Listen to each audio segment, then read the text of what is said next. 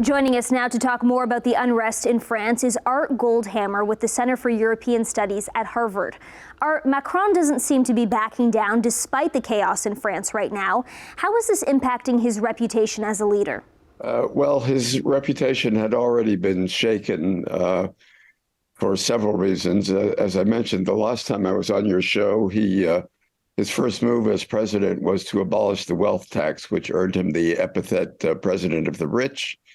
Then there was a reaction to a number of his previous reform measures, which went by the name of the Gilets jaunes or Yellow Jackets movement. That went on for months. There were massive demonstrations in France.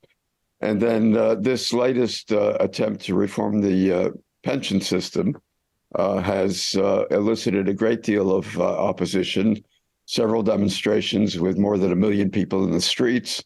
All of the trade unions are united against this reform, and therefore it has become particularly difficult for Macron to govern, especially since he did not win a majority in the legislative election last June. Why is Macron so adamant about this retirement reform? Do you think he has good reason to cause such unrest?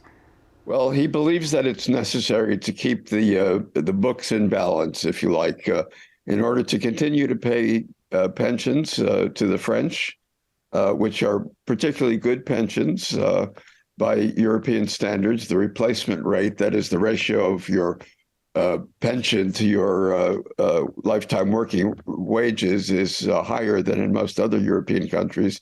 In order to continue that system to which the French are attached, something has to be done. Now, there is a good deal of debate about whether what he has done is the best course of action.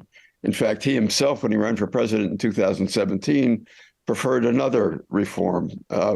However, with the lack of a majority in the legislature, he's had to compromise with the formerly mainstream right party, which is known as the Republicans, Les Républicains. And they preferred this reform strategy, so that's what Macron went with. So he does have good reasons, reasonable reasons, to say that a reform is necessary, but the method that he chose to achieve it is not necessarily the best one. So what happens next with this retirement legislation? We know its legality is being reviewed. What could be the outcomes?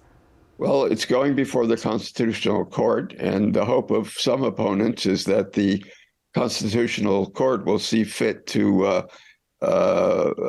nullify the measure on the grounds that it's unfair to certain categories of people, particularly women and workers who begin work at the age of 18 or 19 immediately after leaving high school and don't go to college. It is harder on those two categories of people. However, in my judgment, it's unlikely that the Constitutional Court will make that ruling. And so what happens really is now a test of strength between the demonstrators in the streets and the government, which so far, as you point out, remains resilient and committed to seeing this reform through. There are other options available to Macron. He could replace the prime minister and replace his whole government along with the prime minister. He might well do that if the demonstrations continue. Thanks for joining us, Art. It's my pleasure. Thanks for inviting me.